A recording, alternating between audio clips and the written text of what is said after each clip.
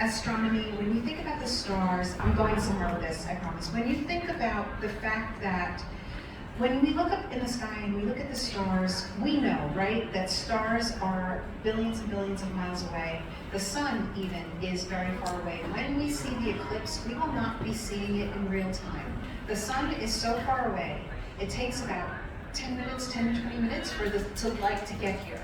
We're looking at the past. When we look at the stars, the light from the stars was generated billions of years ago, but we still see it now. And in that same way, a lot of ideas about who we are and how we live come to us from the past, so much so that we don't even notice it. And one of those ideas is something from, I'm going to skip around the presentation because we don't have that much time, but I wanted to touch on some things that I think are important and things that you can share with other people. When it kind of doesn't make sense, how can these things happen to you? Why do people act this way? There are some ideas that come to us from the past, just like sunlight from the past, that still inform how we live our lives. And one of them is this one, the great chain of being. What is that? The chain of being is a philosophy from the Middle Ages in Europe. It was embraced by just about everybody. It was embraced by theologians, it was embraced by kings, it was embraced by colleges, universities, the church. Why does that matter? We can draw a direct line from that kind of thought through the age of exploration, through the colonization of this country, through all of American history and its relationship to European ideals that still kind of resonate. When I go through it and explain it, you're going to say, ah. So the great chain of being is this idea that all of existence ranks on a hierarchy. If you can picture a ladder, at the top, of course, is God. Next are angels and demons and like supernatural beings. Then come men. Then come women. Then come animals and plants and rocks and things that aren't alive, like clouds. But this notion that all of nature is ordered, there's a natural order to being. Pay attention to it and where humanity is. Humanity itself is above the animals, but even within humanity, according to the great chain of being, men rank above women. So the idea of equality, like this is a pervasive notion that has been with us since hundreds and hundreds of years ago, just like starlight we have now, even though it was generated hundreds and hundreds of years ago. And people were taught this, people are taught this down through their lives. So, in the great chain of being, to be considered, it's been refined as the age of exploration moved forward. There were subcategories about the different kinds of people that were being encountered and where exactly are we above the animals? Like, are some people at the bottom of humanity, or are they at the top of animals? I don't know. We don't know. It's not knowable. Let's discuss and debate. And they did. They had all kinds of debates and discussions about where humanity belonged on this chain. But in with this list and this idea from the past, there developed ideas about womanhood. And I'm focusing on womanhood because the preponderance of these situations, the preponderance of these domestic violence situations, we know tend to be gendered. It tends to be how men are taught to be men and what's manly, and how women are taught to be women and what's womanly. But I want to go through with you some of the misconceptions about how to be womanly that may drive, especially younger girls, into trying to mold themselves into the kinds of person that can get a boyfriend, can keep a boyfriend. And we know if your relationship is dangerous and not good, these misconceptions can keep you trapped, as Lexi was saying. So let's see what they are. How to be, flowers. It's pink, it's everything. The first one, and these are ideas that were really refined in the Victorian era. And the Victorian era in England is one of great importance to us in America, because in the 1800s, the tastemakers, the cultural leaders, people who were in a position to get their ideas out to everybody, people who wrote magazines, who wrote pamphlets, who instructed others in charge of colleges and universities, these people were very consciously imitating Europe. They were very conscious of the fact that our country was new. They wanted to be seen as good as a European country. And of course, we know European countries have those hundreds of years behind them. So a lot of the ideas out of the Victorian era were ideas that translated here and took root here deliberately. And the first one is that a good woman is pious. A good woman is a church-going woman, a woman of faith. A woman who, now, why is that important? Because at the top of the chain of being was God. So a woman of faith will recognize that the chain of being, the natural order, is a good thing, and she will work to understand her place in it. The next thing that a true woman had to be is pure. A true woman had to be pure. This is a white flower, but we know what it represents. It represents your intact, your modesty. It's a kind of a dark command, because it puts the responsibility for your purity on the person, on the woman. So it's how she behaves, it's how she acts, it's how she looks. Virginity is something that can be lost, given away, unthinkable. But if it's lost, then she is damaged. There's something wrong with her. It also then, if you're a victim of assault, it puts the blame on the victim, because the victim didn't do everything she could to protect her own purity. That's an idea that comes to us from way back. And when we think about some of the myths and what some survivors go through, and what were you wearing, what did you say, what did you do, all of that kind of stuff, that goes back to this idea that you're in command of your own purity. The next myth, the next ideal, would be obedience, submission. There's a ranking, and a good girl is obedient to her parents, and when she is transferred out from her parents to her husband, to other people, they do as they're told. They don't argue back, they don't talk back, they just do whatever they're asked. It sounds familiar, like we've all sort of heard this. We sort of tell this to all children, but we all especially tell it to women through their lives.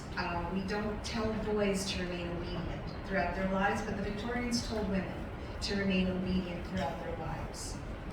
And the last one was domesticity.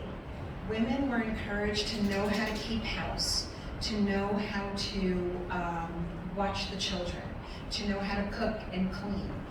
Why is this important? It kind of translates out to all of the household was her responsibility. If the household isn't happy, it's because she's not a good household manager. If your husband isn't happy, it's because you're not good at keeping the house. So there's just a lot of responsibility on how to maintain your status in the house, in the society, how to be a good woman. Now, we know the women's movement is not that old compared to these ideas. So a lot of people went along with this. A lot of women learned how to be women from their mothers, from the women before them. A lot of women internalized these ideas and perpetuated them and taught them to their daughters. There was an illusion that this kind of life could work for you if you played your cards right.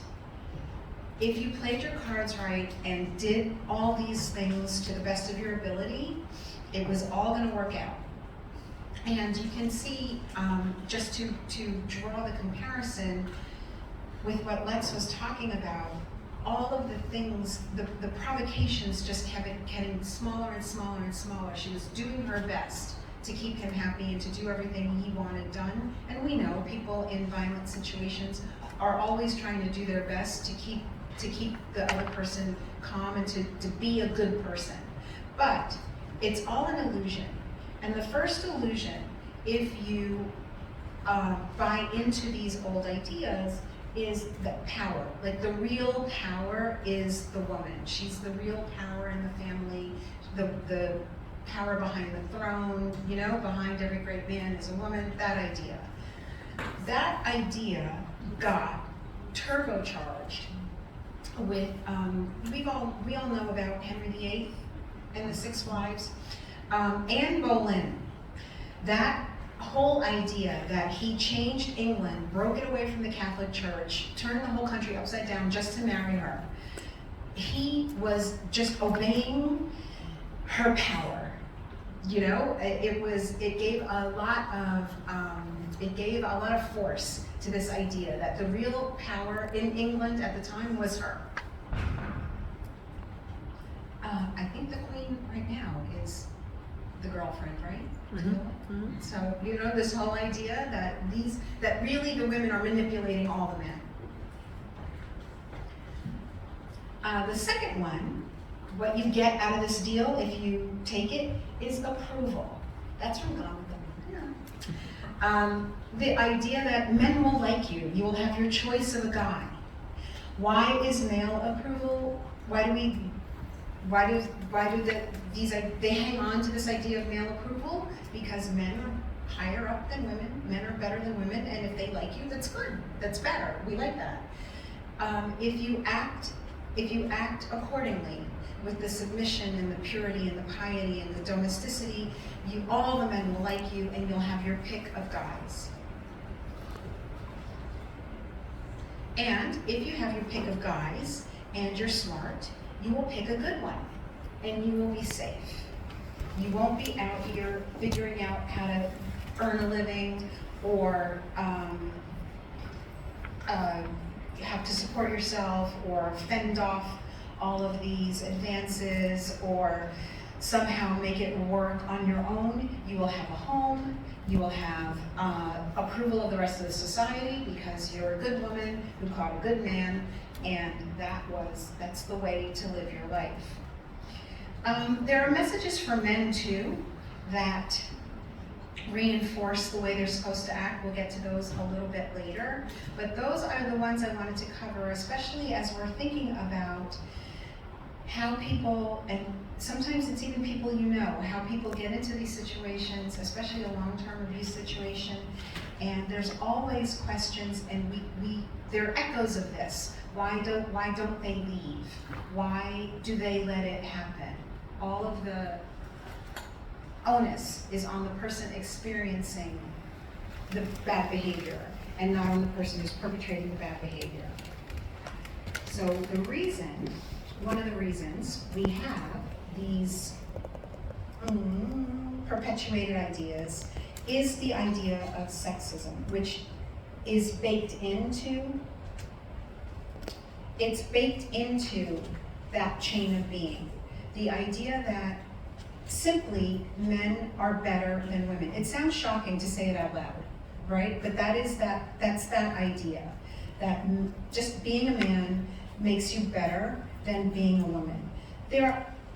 In our modern age, it's, always debated and alive, and people question whether it exists. But I would ask, if a lot of us are here recently out of high school, or you've spent all your lives in school, do you have a situation where a girl wants to play on the boys' team in sports? Did that happen in your high school?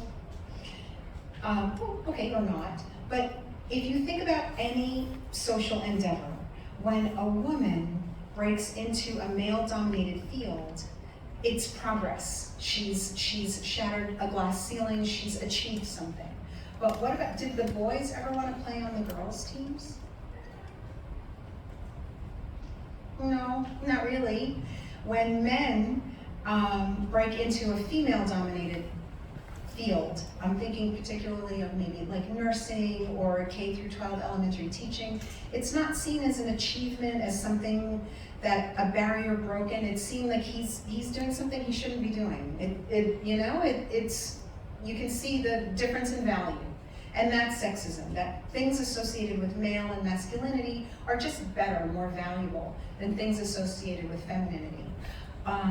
When men, not until very recently was it considered the norm that a man would do anything with the kids, like change the diapers, feed them, watch them.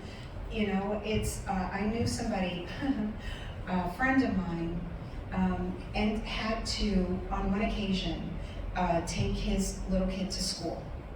It just so happened that the mom wasn't available and the mom couldn't take the kid to school, and she said to him, okay, I have to be somewhere on this day, and she has to get to school. This guy took the day off because he couldn't make it work. He he called in a personal day in order to make it all work, get the kid to school, it short-circuited. Because that's just, his time was more valuable than that, and the society tells us this. The next idea is one of oppression. People can internally oppress themselves. People who think that this makes sense, like this worldview makes sense. Oppression, it's the idea that social inequality is natural, and that comes back from those middle-aged ideas that this order is natural. It's God on top, rocks and clouds on the bottom, and people are ranked in the middle. It's perfectly normal for inequality to exist. It's perfectly normal for some people to live lives up here and for some people to live lives down there. And last, is it the last? No, it's not. Next. This is a word that's thrown around a lot on chat rooms and comment sections, and it's used incorrectly, but the word is patriarchy. It's just simply, it means we live in a society organized around the man, organized around men. How do we know we live in a patriarchy? When people get married, when heterosexual couples get married, it's very new in human years for women to keep their own last names. But you really can't go, if you think about everyone you know, if you can't go more than maybe 2 generations where you run out of women's last names. The woman's last name is her father's last name, yes? The maiden name is her dad's name. You will, since the 80s, people have been keeping their own name, but even then, the name she's keeping is her father's, not her mother's. So that's how you know we're living in a patriarchy. Descent is reckoned through the father, and it's just normal. That's just normal. It's what we do. So, here's the last one. The last one is privilege. This is another word that's thrown around a lot online and misused, and somehow, oftentimes, it's used to indicate a charmed life, a life with no difficulty, a life with no sadness, a life with no setbacks.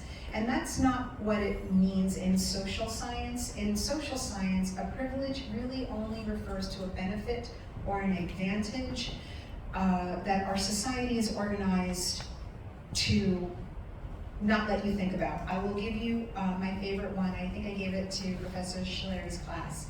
How many of us here are right-handed? How many of us here are left-handed? I am going to speak to my left-handed people. How much easier is it to be in the world as a right-handed person than a left-handed person?